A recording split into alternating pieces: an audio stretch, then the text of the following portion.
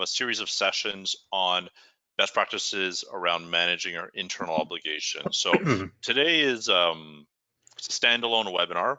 I think everybody that attends will learn a lot about how to best manage their internal obligations. And for those who want to do a deep dive and really improve their management of internal obligations, there will be follow-on webinars one a week for 40 days. And at the end of this, hopefully you'll have a robust internal obligations management register. And today what we're going to do is we're going to kind of go through the outline, the overview, the general principles, and then for those who want to really improve their management of internal obligations, I think it'll be very, very good to attend these follow-up courses, which are all free and they're all recorded. So there will be recordings provided, but there's nothing quite like being there with a professional teacher and being able to ask questions. So we definitely encourage you to join. We'll give everybody just a couple more minutes to get set up, join. There's still some people logging onto the system. Grab yourself a coffee. While we're waiting for everybody, I'm just going to launch a poll to give us a sense of who's on the call. And the poll is simply how many mnemonic webinars have you attended in the past? And we just want to get a sense of how many people are new to mnemonic webinars, how many people have maybe seen some of our previous webinars, either on ISO 19600, on regulatory updates, or other compliance related issues. So let us know. We'll let this poll run for just a minute while everybody settles in. If you have any initial questions or comments, you can put them into the GoToMeeting or GoToWebinar panel. So on the right-hand side, there's a questions section. Please put your questions in there and we'll be trying to get to them throughout the webinar. We've booked an hour and a half for this webinar, so it's 10 a.m. Eastern time to 11:30. But of course, the teacher, Ray, will be around to answer more questions. So please start populating there with questions. You also have your handouts. So the handouts include the slides from today and perhaps some other slides around what Mnemonic does. There is a chat box where I think you can chat with other folks on the call, and a recording of today's call will be provided to everybody who registered. So if you have to jump out early for another meeting or something else, don't worry, you will get a copy of this recording. And we will send a follow-up email to invite you to the follow-up sessions. And those will be on Mondays for the next 40 days. And so Ray will provide you with the details on that, but expect to see a few emails as follow-up emails. And we hope that you'll join us on this journey to make internal obligations much better manage your organization. All right, great. So I'm going to close this poll and just share the results so that we can then move on to the actual webinar. So it looks like we have a lot of new folks today, which is fantastic. We're always really excited to have new people join us on this journey to improve compliance, to achieve comprehensive compliance with their organizations.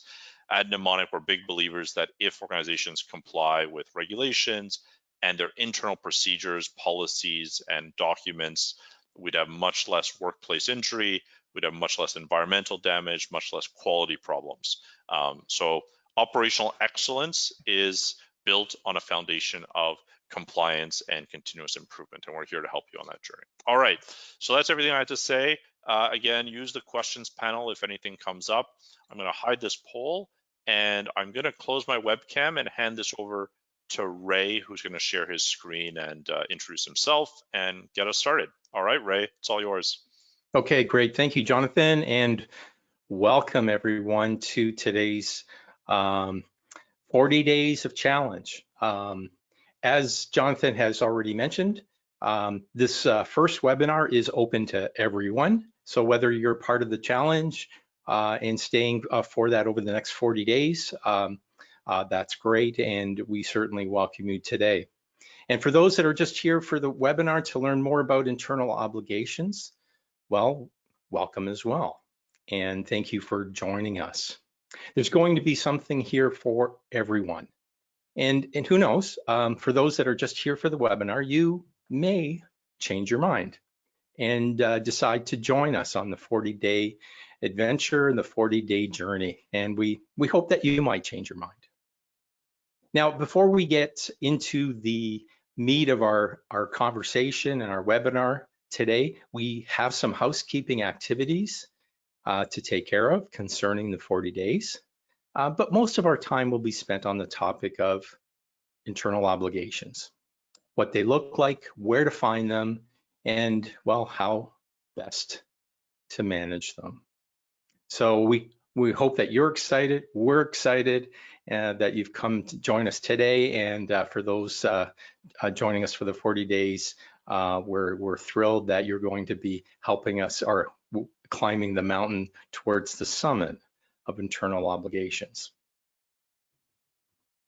Okay, so I'm just going to shut off my webcam here and get into the presentation. Okay, so just a little bit about mnemonic. So as some of you may know, but it may be new to others, Mnemonic is a Canadian company headquartered in Montreal and in China as well. And we provide compliance services for organizations around the world. Mnemonic's comprehensive compliance platform provides a library of over 400,000 external regulations, as well as a place for you to house into to put your internal obligations, all of which can be tracked, monitored, actions can be managed to achieve compliance, and audits can be conducted to make sure and assure that you always stay in compliance. It's a little bit about Mnemonic. Now, who am I? Well, I'm your host today. I'm one of the team at Mnemonic, and perhaps I'm going to be your Sherpa to help you climb the mountain of internal obligations. We're using the mountain climbing as our metaphor today, and throughout the challenges that we have for you. And I'm here to help you each week. I'm going to be available. We'll be talking more about how that's all going to work. So let's get into it.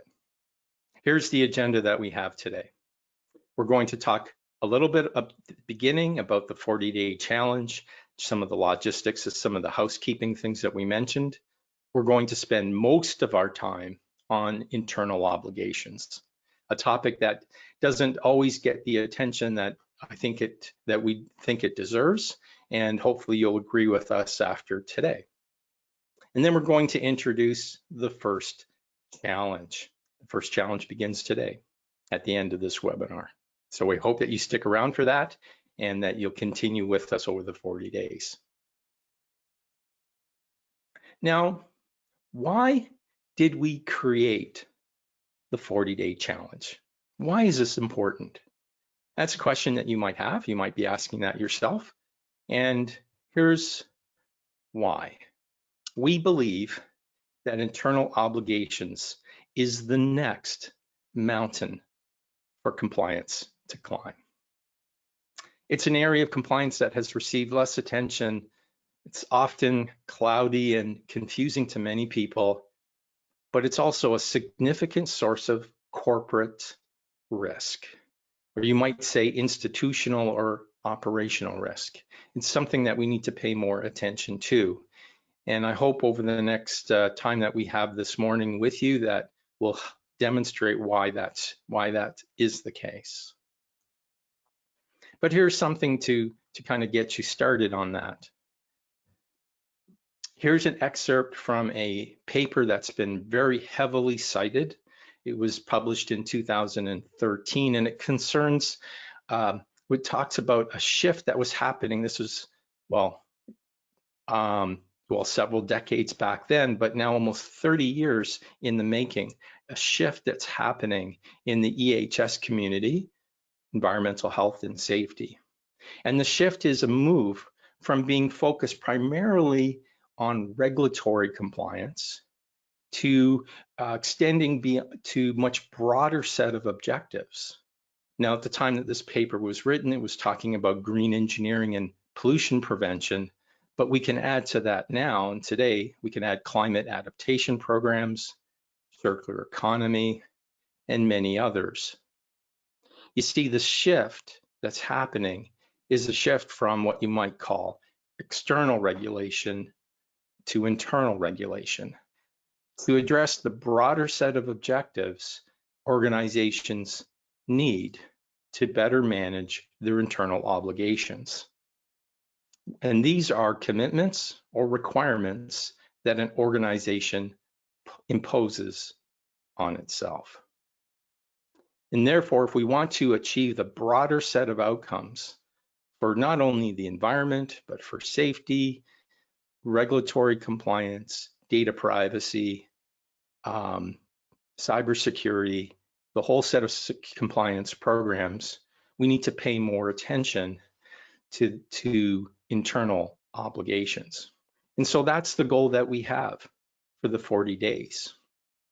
Our hope is that what we have laid out for you, the challenges that were put in place, will help you make progress towards the broader set of objectives to better manage internal obligations. And we're doing this by providing an accountability framework. That's the 40 days. That's the 6 challenges that we're going to be talking about in a moment, and the resources that we're going to provide for you over the course of this journey together. Now, the outcomes of following this will pay dividends for you for years to come. No matter where you are in your journey, no matter where you are in terms of compliance, if you are just focusing on regulatory compliance, or if you've started or you're well already up the mountain of internal obligations, we believe that by following the 40-day program that we have for you, you're going to be able to get significant advancement towards your outcomes. We're excited about this. We hope you are too, and we're excited to be able to help you arrive and make it to the summit. So this is how we've laid out the 40 days. It consists of 6 different challenges. Challenge number 1 begins today. It is to identify the internal obligation sources. That's important. That's where we need to begin. We need to know what they are and where to find them. Challenge number 2 takes us further up the mountain. We're going to be looking at what are the obligations that are derived from those sources, and what metadata do we need to capture and to know about in order to properly manage them. We also are going to then continue up the mountain through challenge number 3. It's okay to have an idea of what the sources are, or to even know what the obligations are, but we need to have some place to manage them. We need to incorporate these obligations into your existing framework of processes that you have inside your obligations register or risk register. And maybe it's just a legal register. Maybe it only focuses on external regulations. So maybe there's some work that needs to be done to adapt to handle internal obligations. Well, we're going to find that out. We then are going to get further up the mountain, we're going to need to contend with obstacles and uncertainty. So we're going to help you evaluate compliance and obligation risk. And then, we're going to put all that together into a plan, a compliance plan that includes attending to risk, but also the steps you need to take in order to be in compliance for all your obligations. And then, having arrived at the summit, how do you stay there? How do you stay on top of all of this? And of course, the answer is continuous improvement. I'm going to help you work through that as well. So 6 challenges to arrive to the summit. And we believe that if you put in at least 2 hours a week, up to 4 hours, of course, the more you put in, the more you'll get out of the program, the more it'll benefit you. But even 2 hours a week, we believe that you'll have significant progress in terms of your management of internal obligations. So we think this is a worthwhile investment to take. We hope you agree with that and that you'll be joining us and continuing with us. The weekly activities, just a little bit of background here. There's going to be every Monday afternoon at 1 o'clock Eastern Standard Time for 1 hour. We're going to set up a GoToWebinar or GoToMeeting call. We'll send out links today for that call for every Monday. This is an opportunity for you to connect with others who are climbing the mountain, to share your progress, and to ask questions, get clarification, and also to be introduced to your next challenge. And so that you can plan out your week ahead. Of course, you're going to need to climb the mountain. There's work that needs to be done. And that's something that we can't do, that you need to do. We can help you with that, but this is where most of the work happens, is actually in mountain climbing. And then finally, on Fridays, we're going to be sending out a questionnaire. It's a retrospective. It's only going to take a few minutes of your time to fill in. But this is a place that you can hold yourself accountable, where you can indicate your progress along the way so that you know whether you're making a difference and whether you're making improvements. And so all of this together over the course of each week will help you get from base camp, which begins today, and arrive at the summit in 40 days. We've created a scorecard for you. This scorecard is a place where you can capture where you are today. That's really important. You need to know where you are along the journey of obligations across different aspects. And you're going to measure your progress. How much improvement have you made each week? And by tracking this, well, it's good to celebrate small victories. And who knows what can happen after 5 weeks? Who knows what will happen in 40 days? And who knows how much of improvement and how much more resilient your compliance programs could be as a result of participating in this program? Who knows? We're going to find out together. We've also created a worksheet. Every challenge is going to have a worksheet for you to use if you wish, and it's based on Plan, Do, Check, Act. It's also, for those that are familiar with Lean, will recognize this as an A3 worksheet, and that's the style of how improvements are made. That's kind of how people do this these days, is to work through understanding what their current condition is, identifying and selecting their objective, their next target condition, figuring out a plan on how to get there, understanding what obstacles need to be addressed, tracking their progress, and then verifying and validating where they're at the end, and then learning from that. You may not have gone as far as you would like. Well, that's fine. You can learn from that and figure out why that was, and you can make course corrections along the way. So this is an important approach that we're going to be using. You get to decide how far you want to go. We've got some suggestions. We've got an outline. We're going to talk about that later on towards the end of our webinar today. But we want this is for you. And we're going to set up the structure to help you make it, but you need to figure out how far you want to take this program. And here's the schedule over the 40 days. It starts today. It will complete, it turns out, at the end of the February on the 28th, so that March 1st, you will proceed with the remainder of this year with an improved understanding and processes and systems to better manage your internal obligations. And we hope that this is going to produce really important dividends for you over this year and help you get to a greater sense of resiliency for your organization, something that we all need more of these days. All the information about this program is available on the Mnemonic website. On each of the slide deck, on every page at the bottom of most of them, you'll see a link. click on that link. It'll always take you to this challenge or this program to get the greatest and latest information about the program. So now it's time for us to move from base camp and start acclimating to the mountain conditions.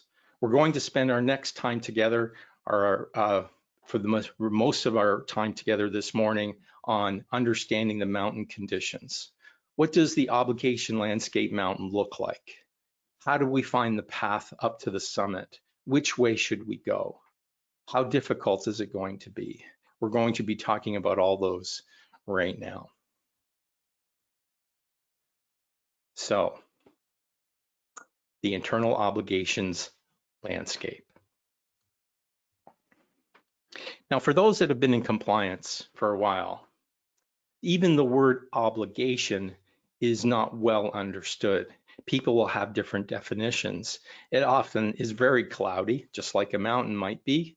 And well, I thought it would be important for us to communicate some definitions on how we define or how we will be defining obligations over the course of the 40 days.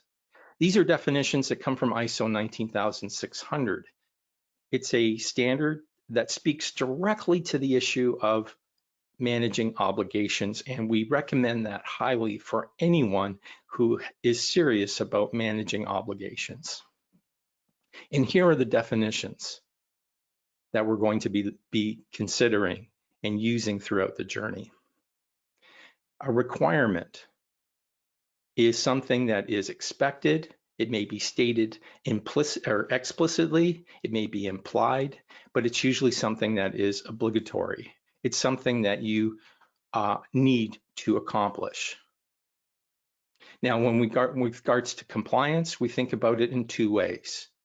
We think about a compliance requirement as being something that an organization complies with or has to comply with. That's important. We think about these as mandatory. But we also have another set of obligations that are compliance commitments. These are still requirements. There's still things that we need to do, but these are things that we choose to do. We think about them in terms of voluntary obligations.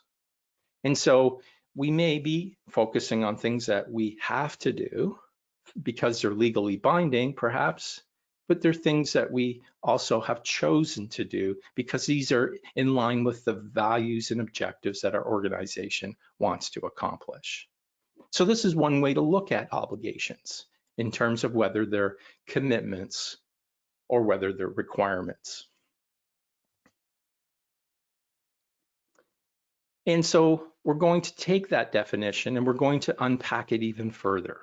We're going to take another look at it from a different side of the mountain, and we're going to look at it in terms of where the source of regulation is coming from. And for here, we're going to be thinking about things in terms of external and internal. The external regulations or obligations arise from requirements or commitments that are imposed on an organization, and here's the important part, by external bodies. This is usually done by a regulator, and it's usually a government or agency of some sort. This is the source of most of our external obligations, but not all of them. We're going to find that out in a moment. The other ones, the internal obligations, arise from internal regulation. These are requirements or commitments that an organization imposes on itself. And that's important, right? These are things that companies are choosing to do based on their own sense of regulation. These are the outcomes and outputs and processes and standards that they want to follow that are in line with their goals and objectives. So those are the two sets of external and internal obligations. But there is an overlap in the middle. And this overlap is where we see the greatest amount of confusion and misunderstanding. And these are where the external ones touch the internal. And this is what we call the internalized external obligations. So these are external obligations that also require additional internal obligations to satisfy. And we're going to spend some time explaining that in a moment. But first, we're going to ask you to complete a poll for us. We want to know at this point, based on what you've heard, based on your own experience, if you were to look at all your obligations in your organization, and there's probably hundreds of them, maybe even thousands of obligations that you need to comply with, what percentage of the total do you think are internal ones versus external? And I'm going to ask Jonathan or Manzar, who are on the call today, to run this poll now.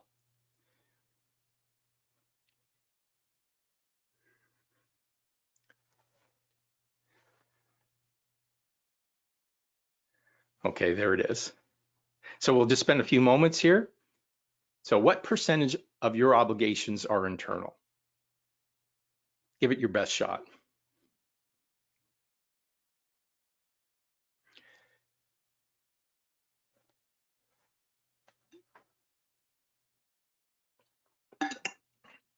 Okay, we'll spend a few more minutes here.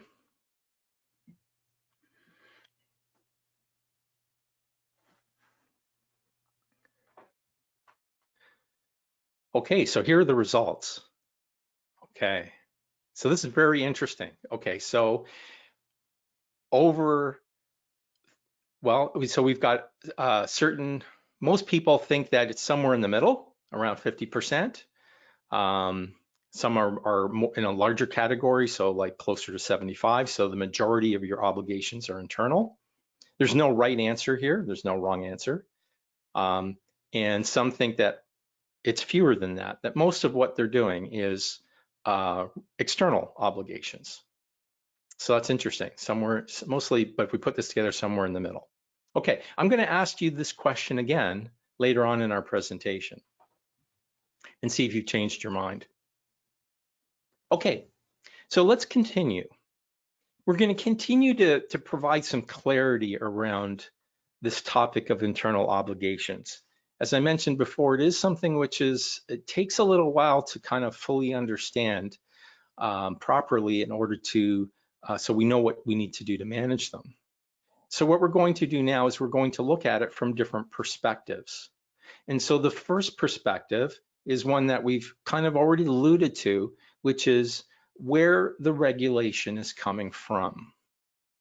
You see, obligations are imposed by someone. They're imposed by someone which we're going to call a regulator. And that regulator can be a government body, in which case we consider that to be external, or it could come from internal governance. Your own company can choose to self-regulate, and that's good too. And most of what a company does should probably be in the form of self-regulation for most of what they're trying to achieve. And then there's a space in the middle. This is industry regulation, and we're seeing this more and more. Because of the membership that your organization may have, you may be in the oil and gas field, you may be in the mining community, you may be part of medical devices or food production. You may have different memberships, associations that you're a membership of. And that part of the industry may have chosen to achieve certain targets with regards to compliance and risk. And sometimes this is manifested in the terms of words that we use called Vision Zero.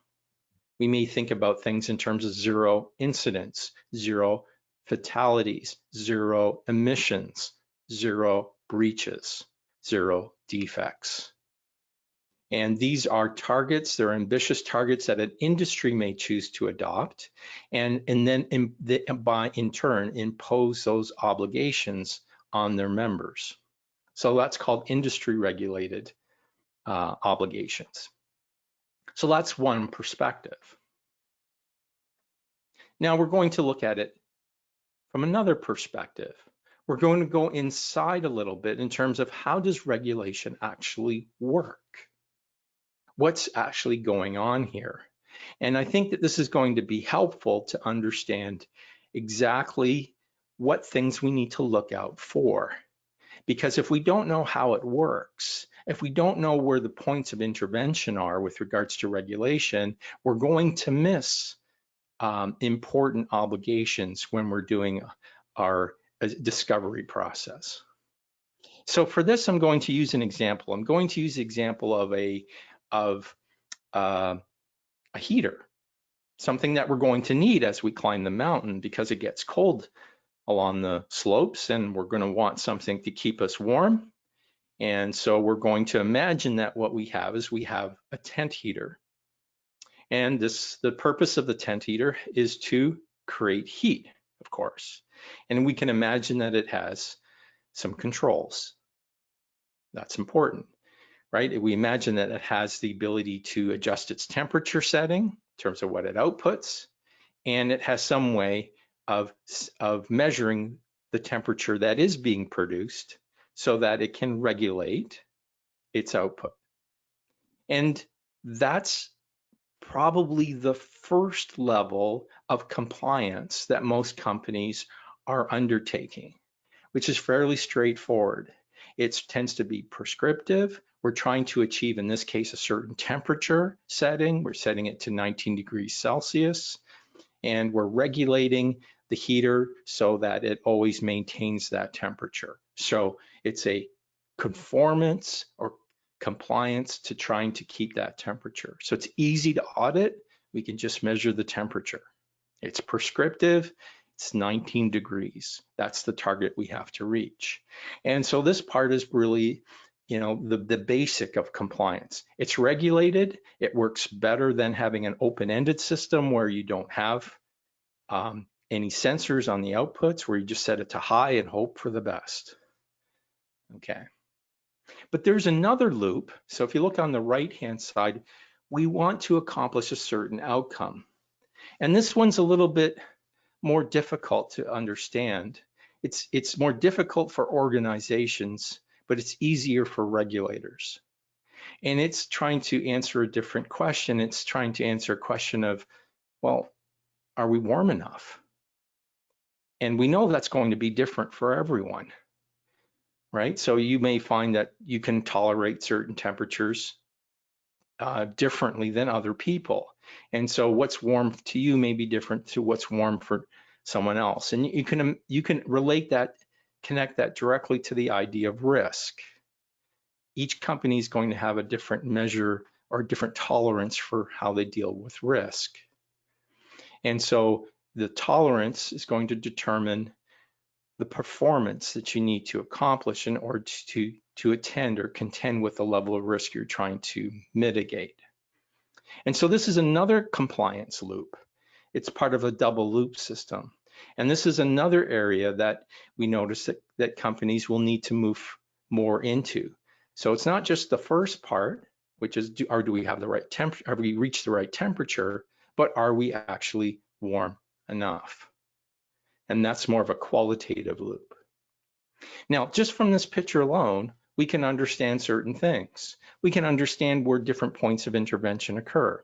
A regulator may choose to regulate components, right? It can say you need to work with certain materials, certain parts. Those parts have to meet a certain standard. And this is where a lot of codes and regulation and prescription occurs. It's at this level. And maybe that's enough to get the output that you want or the outcomes that you want to achieve. And it's usually at this level that if a regulator is regulating at this level, then you're not accountable for the outcomes as an organization. In this example of the tent heater, I can have a heater that is built to all the specifications and still not have it provide enough heat to be warm enough.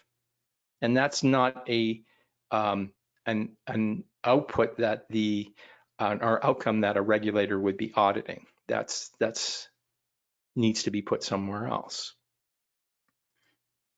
But a regulator may look at things from a performance level, and it could regulate at that level. And that's certainly what we're seeing in environmental areas, where companies are being asked to meet certain targets of CO2 emissions, perhaps, and other forms of metrics and targets in terms of what they're dispersing into the environment. And that's fine too, right? So we have to achieve those targets.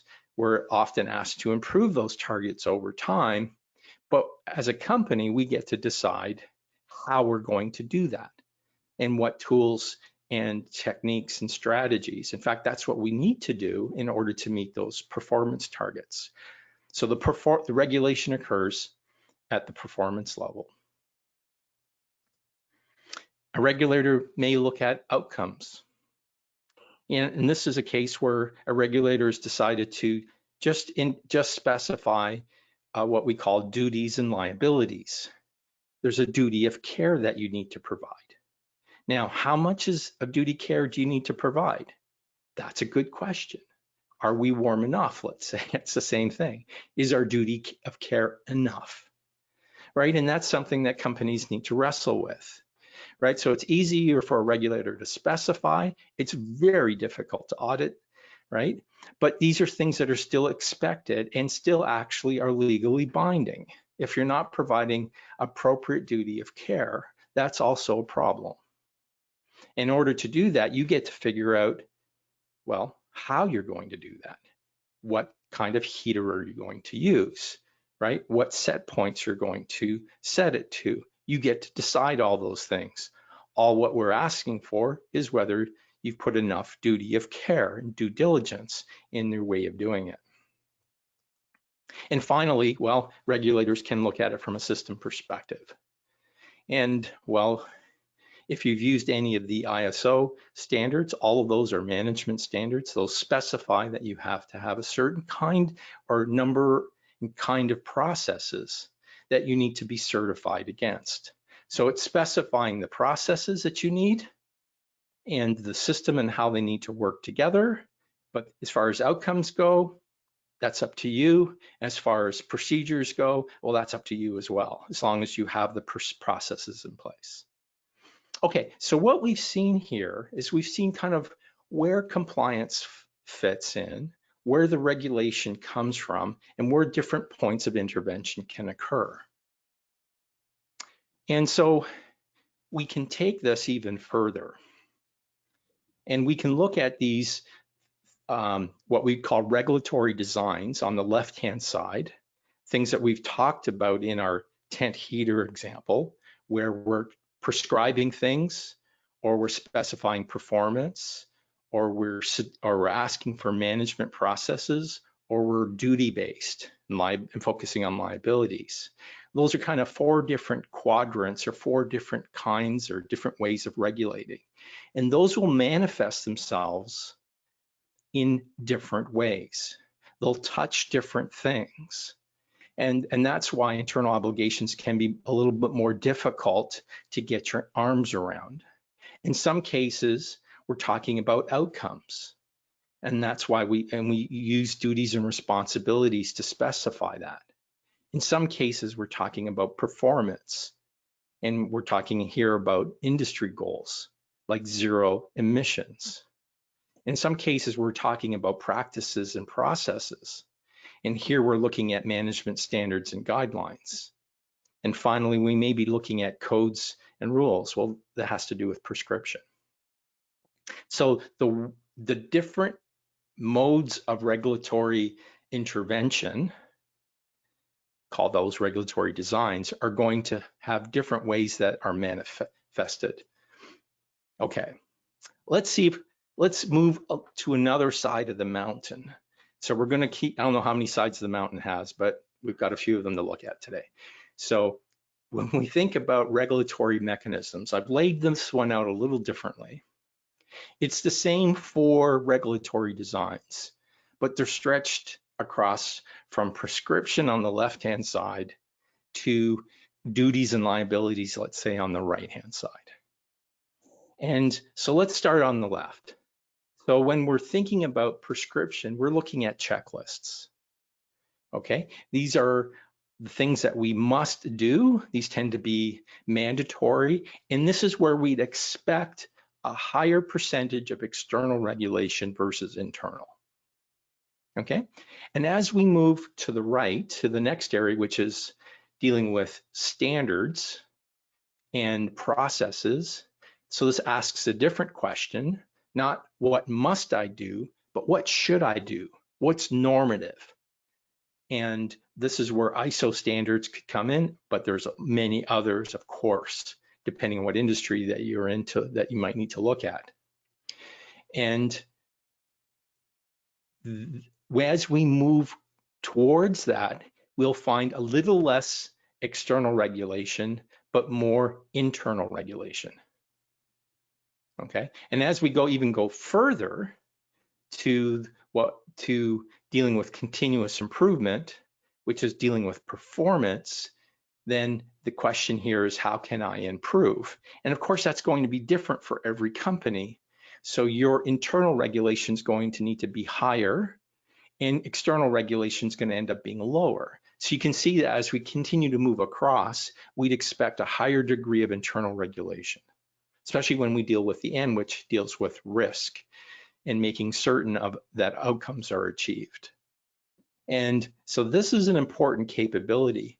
The tools and practices that you've used to manage the left-hand side now need to change and shift, as we talked about at the beginning, to a different set of capabilities and tools, things which are more proactive rather than reactive, things that require objectives and making plans and achieving targets, and dealing with risk and uncertainty. And so this is one of the reasons why internal regulations are more difficult to manage than the external ones. Okay, so here's another, so continue to go around the mountain, right? So you'd expect that within each different domain that you're dealing with, and I've listed a number of them here, I'm sure well, I hope there's at least one of them that is the one that you're managing. If it's not, let us know and we'll add it to our list here. But we've got environmental, quality, regulatory, health and safety, cybersecurity. We've got different domains. Each one of those is going to use a different mix of regulatory designs. And as it does that, it's going to have a different mix of external versus internal expectations. And so if you look at quality, that's mostly internal. Those are things that a company chooses to do. Very few governments have regulated quality levels.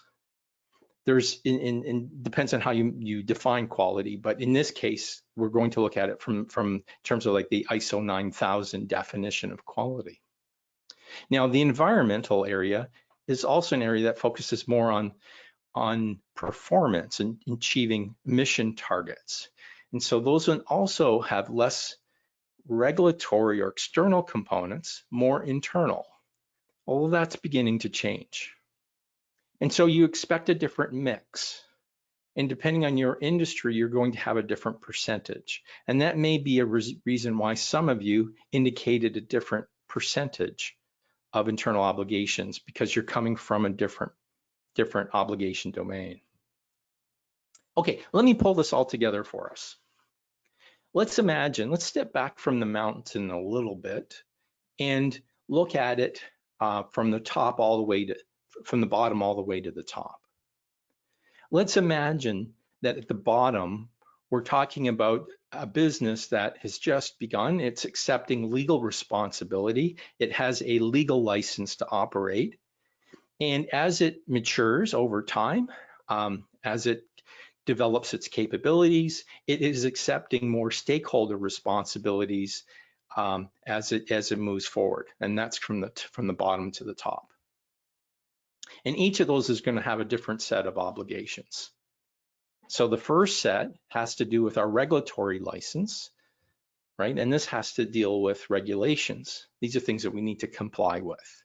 This is where we would find legislation, acts, licenses, permits, and orders.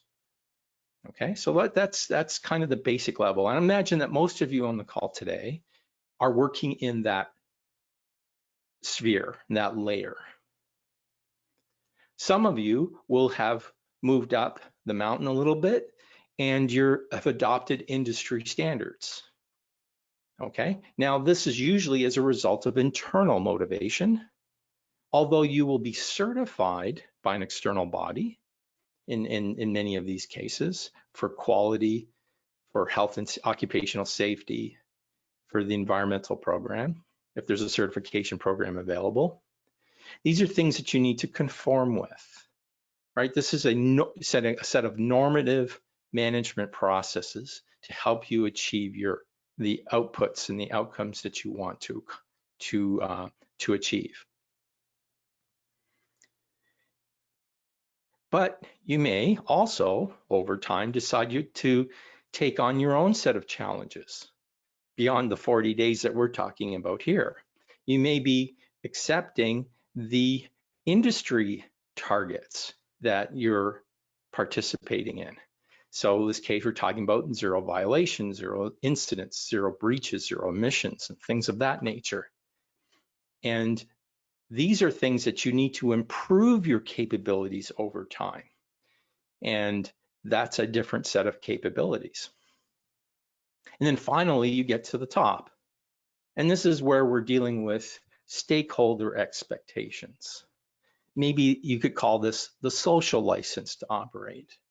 And although we're not talking about investors only, because stakeholders involve the communities that we work in, our employees, the public in general and at large, anybody who has a stake in our business, in what we're trying to accomplish, right? They'll have their own set of expectations. And what's becoming more popular and more commonplace is to also measure or to meet obligations related to, in this case, environmental sustainability and governance, or ESG. Okay, so this is kind of the mountain of internal obligations, starting from the bottom and working our way up to the top. And each level that you get to, you're going to need a different set of tools and capabilities to get from one level to the next. The biggest shift from just dealing with regulation to dealing with the broader set of objectives is a shift from being reactive to proactive, right? And where instead of waiting for something to happen, you're anticipating something to happen. You cannot reach the summit unless you're being reactive. You've got to anticipate, you've got to predict, you have to deal with uncertainty. Okay, so we've walked around the mountain. We've looked at different sides of the mountain. What I'm going to do now is show you how this works. How do we get from external obligations to internal obligations? And how does this all connect together? So I hope that you've been tracking with me. There's been a lot that we've been covering here to making sense out of the different perspectives, the different sides of the mountain, but they're all important if we're going to succeed at getting to the summit. So let's walk through this progression. Let's imagine that we have the 4 different places of intervention, or different aspects that we're trying to manage: outcomes, performance, our processes, and rules, work practices, things of that nature, code of conduct, those kind of things. So those are the 4 things. And let's start with the external. So let's say that you're a regulatory body and you're trying to manage public safety in some way. You're trying to reduce risk of a certain kind, and your strategy is to look at it from the prescription level. You're going to introduce a set of rules that people need to follow. You need to travel at 100 kilometers per hour on the highway. You need to social distance 2 meters. right? Things of that nature, very, very prescriptive. So what does this look like? Well, you're going to take this into your corporation. You're going to determine that it's applicable. Not all regulation matters, only the stuff that's applicable to you. So you're going to figure out which parts are applicable. That's important. You're going to introduce that into your own work practices. You're going to comply with that regulation, and you're going to audit against it, which is really easy to do because, you know, it says do this, and did you do it? No or yes, and you correct. And this is the baseline. This is where most of our effort has taken place. So the example I've got here, this is an Ontario environmental compliance approval. So this is the way in Canada and specifically in Ontario at how we deal with the Environmental Protection Act. Is the government bodies will introduce, you apply for you register an application for what you want to do, and they will give you an approval to do something, and they will provide you with a set of prescription on what you need to do. And here's an example of what that looks like. These are the rules you need to follow. And it's done on a case-by-case basis. And that's the way that part of legislation works. Okay?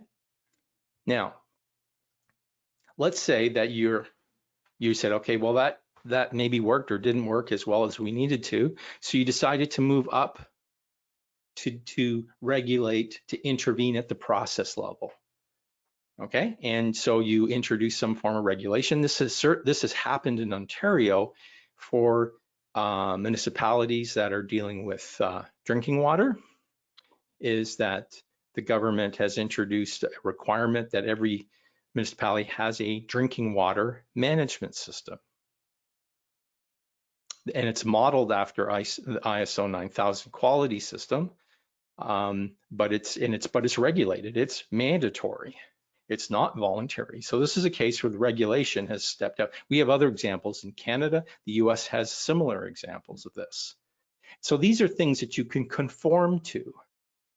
Are you following the process? Do you have these processes? And so you can become certified against these processes. You can verify that you've achieved them or that you're following it. And if you're not, you can adjust. Okay? But here's the important thing, is the standard does not tell you what work instructions and what standard operating procedures you need to have. They tell you what you need to have them, but you have to write them. And so there's a blue box here, which is the internalized components of that. And this is something that an external auditor would probably not look at. Probably not. They'll tend to just focus on whether you have the processes in place, not necessarily whether the rules that you're following are any good. Now, some may do that, and some may not look at those, right? So this is really important. But there's something else. There's even more. Is that, especially with regards to ISO, they also look up. And they ask you to make sure that you have a policy in place and that you have targets and then you have objectives, then you've identified risk, right? These are other blue boxes. They're different shades of blue perhaps, but there are other things that the standard does not look at assessing. It only says you have to have a list of these things. You have to have a risk management process, or you need to have a policy in place. It may be a terrible policy. You know, that's not what's being assessed. But as an organization, you need to know. So you are self-regulating on the blue area, and an external body is regulating the black. Right? And a lot of people don't understand that. And that's why internal obligations can be very, very challenging, because people tend to focus. I've heard it so many times. We are following all the standards. We're completely certified for environment, safety, and yet we're not getting the outcomes from our programs. We have the processes, we have the certification, we're totally in compliance, right? And that's a problem of a lack of internal governance and leadership and culture. and doing the blue boxes rather than just the black one. Well, you can go up you can continue to go up in a similar manner. You can have performance targets. This is a emissions performance standards program. It's also coming from Ontario. We're using that kind of as a case study here. And this is something that you can elect to participate in as an organization, and it deals with achieving certain CO2 emissions and reducing those over time and meeting certain targets along the way. So in this case, the government is looking at regulating performance. But just as we mentioned before, you get to figure out, and you must figure out what processes, both technical and management processes, you need to put in place in order to achieve that performance level consistently. And so you may voluntarily choose to introduce an ISO standard to help you with that. That would be a good thing. But that is because of your own voluntary choice. But it is connected to meeting the performance targets. Okay, and of course, that needs to be connected to your overall outcomes that you want to accomplish as an organization. And okay, so finally here, you can look at it from an outcome perspective. A regulator, this is a Canadian Net Zero Emissions Act. I'm not sure if this is draft or whether it's already published, but the intent here is by 2050, as a country, won't want to reach net zero emissions as defined in the Act. And what's required here is that organizations set their own performance targets, their own processes and their rules in order that collectively we can achieve this overall outcome. And the reason why the government wants to look at it at this level, rather than being prescriptive in going down the stack, is because innovation is required. We need to innovate in order to get to this outcome. And so they want to give as much latitude as possible for industry to accept the challenge and innovate. And so they're not going to be prescriptive. They're not going to tell you what you must do, but you get to figure that out on your own. So this is really, really the main point here, is as you go from rules-based thinking and checklists to outcome-based thinking and meeting targets and objectives, you have to take more ownership of self-regulation within your organization, especially if you want to do it consistently over time. And that's something that companies don't always do. Okay, poll number 2. So same question as we asked before. I'm going to ask Jonathan or Manzar to put this next question up. Is maybe you've changed your mind. What percentage of your total obligations maybe should be internal? And we'll give you a few moments to fill that out. Sorry, I think I actually accidentally closed the poll. Manzar, you had, I think, opened it. Can we reopen it? Unfortunately, I don't think so. So we got some votes, but we didn't get as many votes as we would have liked. Sorry, Okay. this is a constraint on the, hold on. Okay, well, we have the result I was hoping for. Yeah, so it's a smaller sample. It's only about 25-30% of people who had a chance to vote. So I apologize for that. There was a bit of a mix-up on our end, but okay. But I think the results probably would have followed this trend, is my suspicion. Okay, good. Okay, thank you, Jonathan. We'll carry on. So what we predicted is that organizations would, if they fully understand how internal regulation works and internal obligations, would discover that most of their obligations are going to be internal as a percentage of their total. Some will be external, of course, but most of things are going to be internal. Sorry.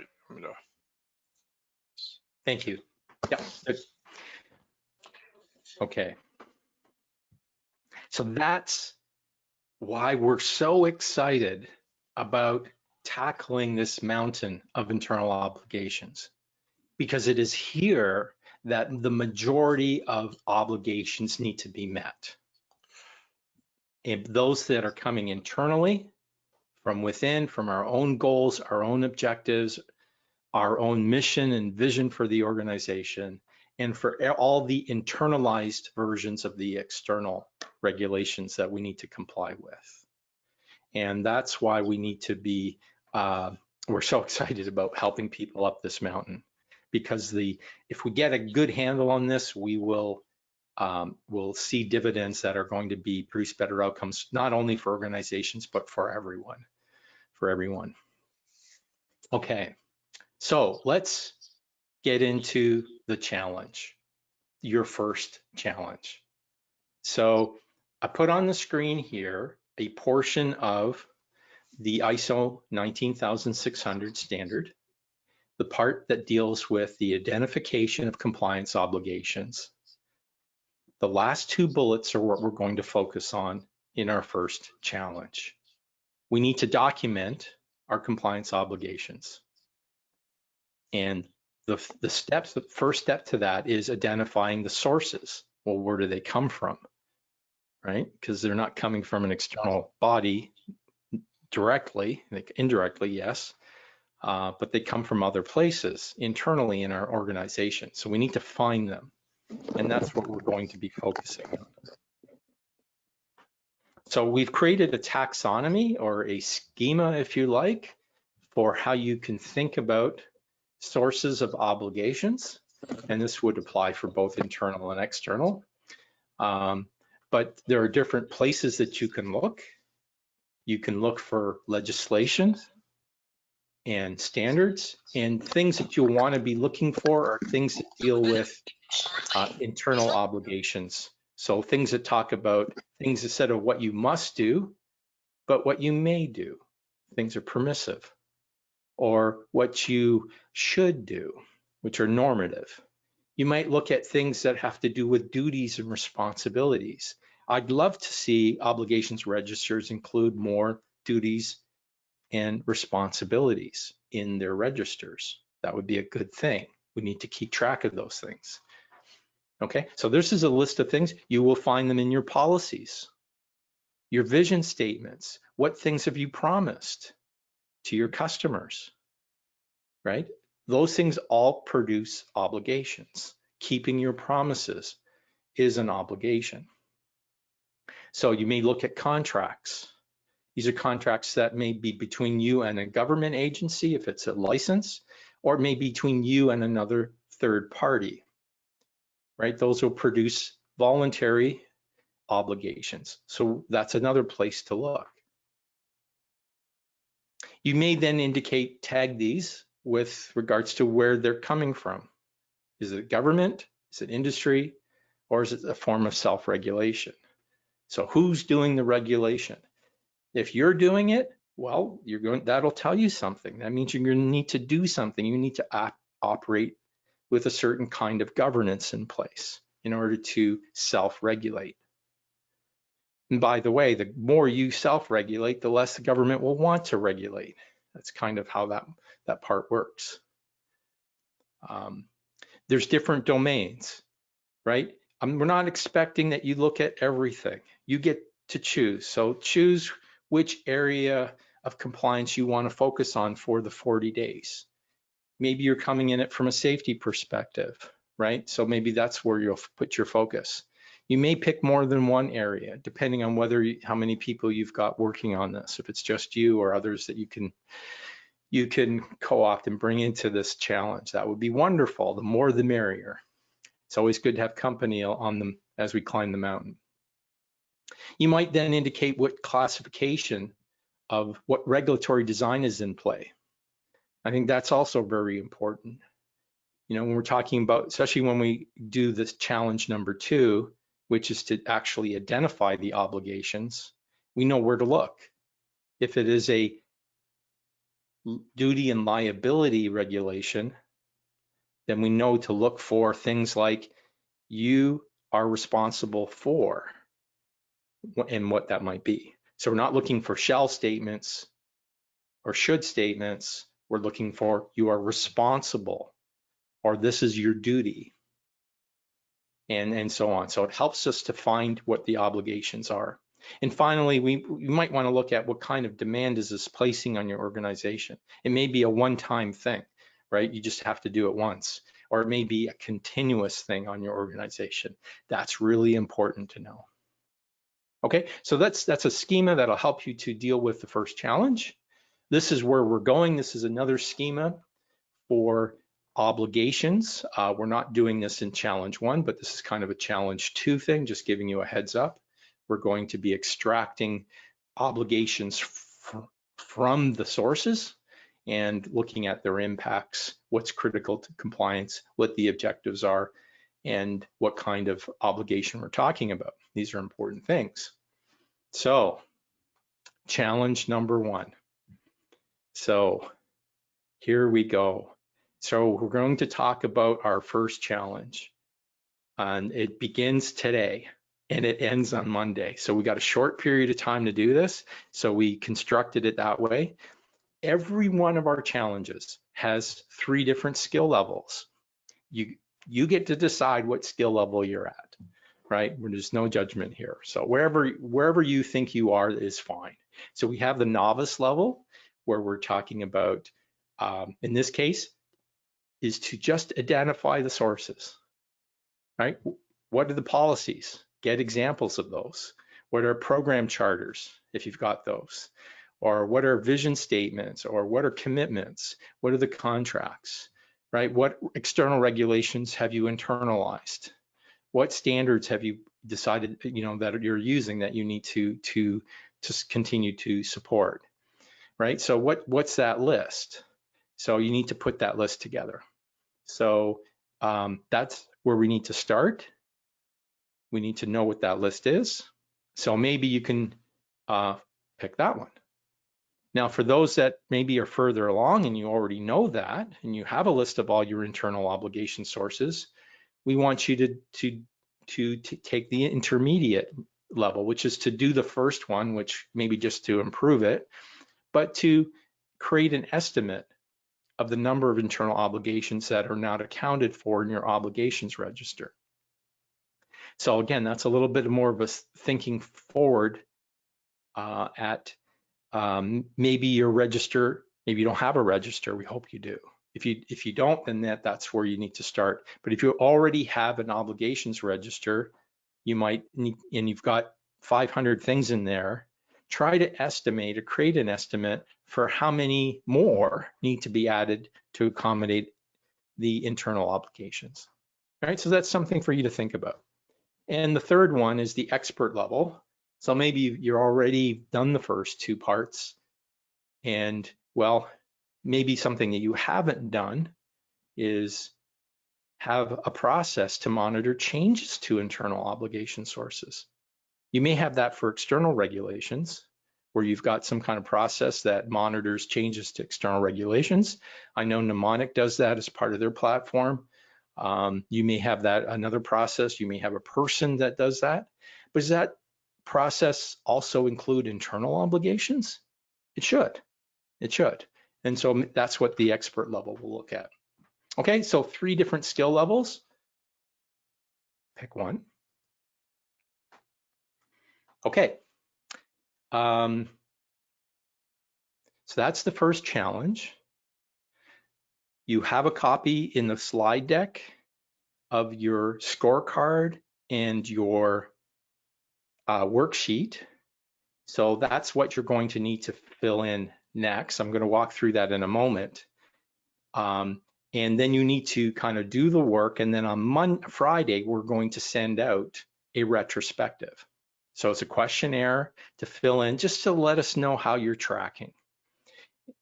And we hope that everybody on the call today are going to be part of the 40-day adventure with us. And so we're going to send it to everybody on the call today. If you decided to be part of the challenge, great, that you have it. But if you haven't, then you can just ignore that email. Okay, so that's your next. So complete the worksheet, do the work, fill in the retrospective questionnaire. It's like 5 questions, takes you about 5 minutes to do on Friday. Then Monday afternoon at 1 o'clock Eastern Standard Time, we're going to send you a link before then to a GoToMeeting session where you can join the rest of your mountain climbers. And we're going to have an accountability session. We're going to talk about our progress to date and lessons learned. These are things that you're going to tell us in your retrospectives. And we're going to introduce challenge number 2. And then we'll repeat and rinse, and continue to work through this. Okay, so here's the scorecard again, just to remind people. So we're looking at challenge number 1, which is the obligation sources. So and you can think about it right now. Is from 0 to 5, 5 being 100%, 0 being nothing, 3 being 50. How much, what is your current number of obligation sources that you have which are supporting internal obligations? Okay, so maybe you've got none. Your current list of obligation sources doesn't have any internal ones there. So your score would be 0. Okay, now after the challenge, we hope you're going to go from 0 to 5, right? And you're going to have all of them. And maybe you're going to have some of them because maybe you're only looking at one part. Maybe you're just looking at occupational health and safety, but you really need to be looking at environmental too. So you're going to look at maybe half of those. So you're going to get to 3. You get to decide how much improvement you want to make, right? Just let us know what you've made. And the retrospective will ask you questions about this. We'll ask you what your score was before and what your score was after. Okay, and then what the improvements are. So that's the challenge scorecard. So pretty straightforward. So, you know, most people might say, we're at 0 right now. We don't have any internal obligations at all. And we need to go find them. And that would be good. Okay, you can then indicate what your assessment is here in the current condition. There's the assessment number 0 to 5. You can put 0 there, fill in your current condition in text. This is kind of for you to fill in, which is, you can use this worksheet if you like. You could use something else if you prefer. So where are you today with internal obligations? How far do you need to make? What's your next target condition? What's your objective? Which objective did you pick? Novice, intermediate, or expert, right? You can indicate that. You know, where are you? What kind of problems do you need to do? Do you need to really innovate? Like you don't have anything in place, or you got stuff in place, you just need to do some troubleshooting, like maybe you've got something mixed. You know, these are things that you need to do to try to close the gap. And create your plan. And your plan could be assign someone to look at this, right? That would be okay. Or you could do it yourself, or you could, you know, maybe you have a document management system. Maybe you use Office SharePoint site that you can find these documents. You know, and you need to do some discovery, right? How are you going to do this? How are you going to find these things? Maybe you have somebody that you need to talk to and bring them into this journey and get them to be involved in this, right? This is, you know, figure out a strategy for how you're going to find what your internal obligation sources are. You get to figure out what your plan is. So you need to do some thinking today to put that together. Are there any obstacles? And there may be some. Maybe it's difficult to get a hold of people these days. Maybe people are working at home and they're not so accessible. You know, there's some, and what countermeasures could you put in place? But be realistic in all of this, right? We're not, you know, trying to make this onerous. We're trying to make some continuous improvement in our process. If it's a little, it's a little. Like if you did a little change every day through the rest of this year, who knows where you would end up? Like it's just like especially when they compound on each other, right? So that's the strategy here is pick something that's realistic. Don't pick a goal that's too onerous, too difficult, requires you to get approval and funding and all kinds of things. We're not asking for that at all. We're just asking you to just move the bar a little closer up the hill and see how far you can get. And so capture your progress and then kind of, you know, update your assessment at the end. And then indicate some lessons learned, right? So there's something that we can learn. So we either, what's the saying? We either win or we learn, right? So we either meet the objective or we learn, right? So no one fails here. Okay, so fill that out. Okay, so are you ready? Are you ready? And maybe you're not ready. Maybe there's something that needs to be clarified. So that's why we're going to open this up now for Q&A.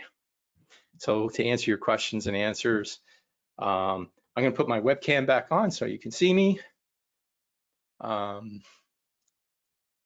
And open it up for questions. There we go.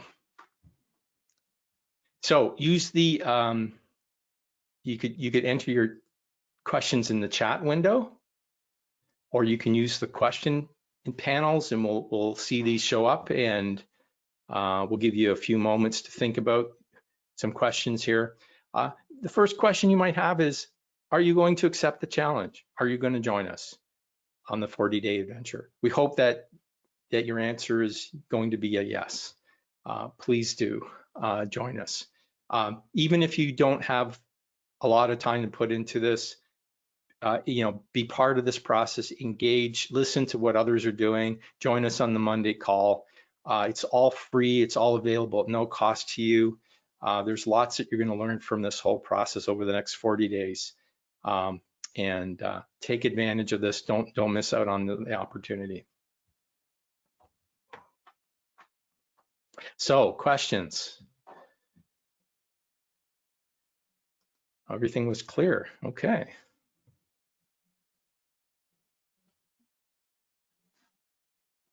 Ray, there's already 2 questions in the question tab if you go in there. Okay. Yeah, I don't see them. So I can read them out. Yeah, please do. Thank you. The first question we have comes from Pablo Merino. Pablo is saying, good afternoon and thank you. He is an EHS manager for an organization of several companies in Asia. He would like to take the 40-day challenge, but he is asking if it is feasible done alone, or should he have his team involved on the challenge? What is our advice? Yeah, good, excellent question. Yeah, so of course we would like to see your whole team engaged in this process. That would be wonderful, but that may not be realistic. So, certainly one person being involved is good. There's going to be challenges along the way where you may need to involve other people. So when we look at identifying risk, maybe you're not a risk manager, maybe you don't know much about risk. We're going to talk about that. So maybe there's someone that's an expert in that can help you work through that. So if you can bring other people involved in the process, then yeah, that we would certainly recommend that, but it's not necessary. It's not necessary. You can get a lot, you'll get a lot from just one person participating in this. If you've got other people in your organization, let's say other areas outside of EH&S that you want to involve in this, that would be good too. They could do it independently. That would be fine too. Yeah, good. Okay, Great. hopefully I answered that one okay. And then there's a second question from Stacy Monahan, who says, great presentation and thank you, and asks, do you recommend an obligations register to streamline tracking? Yes, absolutely. Yeah, so so two parts to that. I'm not sure exactly where the question was coming from in terms of in general, yes, if you're managing compliance, you need to have an obligations register for sure to track. Spreadsheets are what some people use. We would recommend, of course, something that perhaps has more capability to track and to provide traceability. and connections and relationships to other obligations, which should probably be better on other platforms like mnemonics. Of course, there would be an example, but there are others out there. For this challenge, I would start with probably a spreadsheet that you can use to work through the exercises and the examples and things that we're going to be working on. At some point, you will want to incorporate what you build up in this 40-day challenge and fold it back into whatever you've got. So yeah, if you can already do that at the beginning, like if you already can add obligations to your existing register as you go and as you participate in the program, that would probably be the best. That would probably be the best. I hope that answered your question.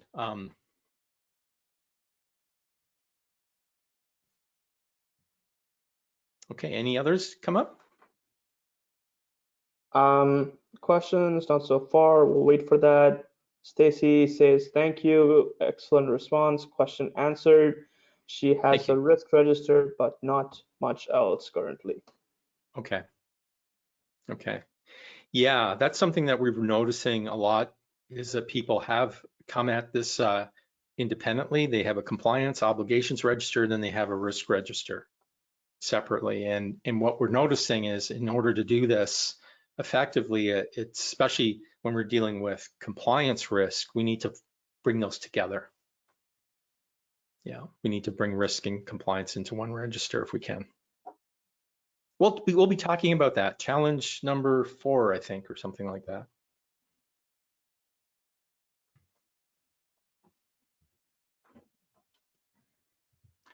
Right, so no more questions seem to be popping up, so you can maybe, wrap up.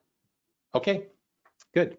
Okay, so thank you everyone for staying on the call today. Looks like most of you did, so that's excellent, fantastic.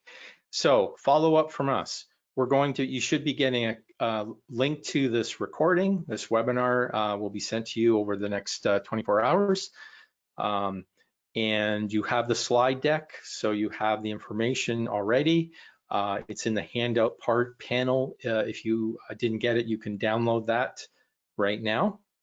And then you can work through that over the 40 days. What we're going to do is we're going to send you some follow-up. We're going to send you a link to the questionnaire for Friday, the retrospective. We're going to send you a link to the go-to meeting for Monday afternoon at 1 o'clock, the accountability call. Please take advantage of that. Hopefully the timing will work out in terms of time zones for you.